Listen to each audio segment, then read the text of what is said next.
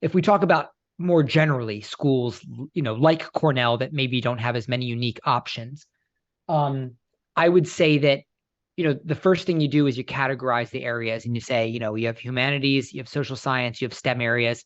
Your STEM areas are generally your most competitive. Your humanities are generally your least competitive. And when we say least competitive, we mean standardized test scores, the rigor of the curriculum and the grades, usually for STEM students, are stronger applicants than the humanities students. And social science are usually in the middle. Um, and then, so you start with that premise. The second premise is that the more popular something is, the more common it is, generally the more competitive it is, right? So everyone knows what economics is, right? If you're interested in business, people know what economics is. So like if that's a popular major, it becomes competitive. Everyone knows what biology is. It's a popular major, it becomes competitive, right?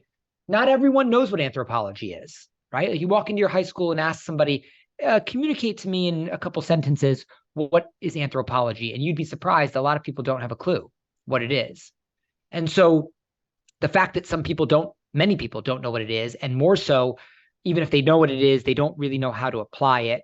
That's an opportunity, right? That because it's not overly popular. The other thing you have to think about is how people build evidence, right? When I say evidence, like the colleges and readers, the first thing they're asking themselves is this real? Is this person intellectually curious? Are they actually interested in this space? The way you prove that is evidence, right? The things you do. I'm in this club. I did this research. I went to this internship, whatever it might be. So now think about it as from a biology perspective and an anthropology perspective. Like almost every prospective biology student applying to a Ivy League school has research, like in the US high schools, they're all doing in-lab research on dementia and Alzheimer's and all this stuff. Of course, the readers don't think that the people are solving Alzheimer's and dementia, right? Like they don't think high school students are solving that problem. And so that research is super common and kind of falls flat. Nobody really believes it. It's just kind of there, On the flip side, like in anthropology, or in these social science spaces, sometimes most of the time there's no research. It's not like, oh, it's just boring research. It's just that there's none at all. And then if there is research, often it's not the most compelling connective research that you could create. And so, when you think about anthropology versus biology, it's like, just from the opportunity to do research in anthropology, you could move the needle rather significantly because you're doing research, number one, and two, you could differentiate yourself because there's unique questions you could ask.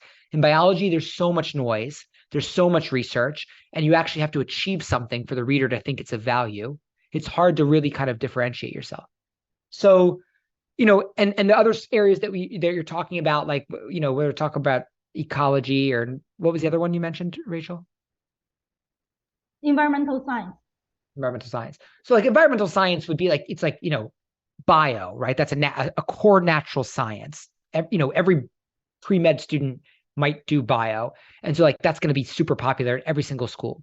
Environmental science, like that's a little more specific, right? I mean, there's biology and environmental science, obviously, right? But environmental science is a subsection. It's more specific, and thus it becomes a little less popular. Is it as less popular than anthropology? No. So that would be a minor shift. Would it make any sense to do it? Yeah, like if you had lots of stuff that you either have done or could do related to the environment, and then yeah, that'd be better than just bio. At least it's a little more focused, a little more specific.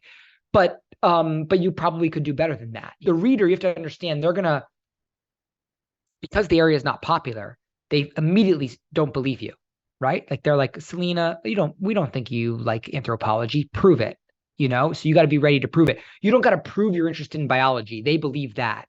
It's just super competitive, right? But they don't believe the anthropology side, and so you got to be ready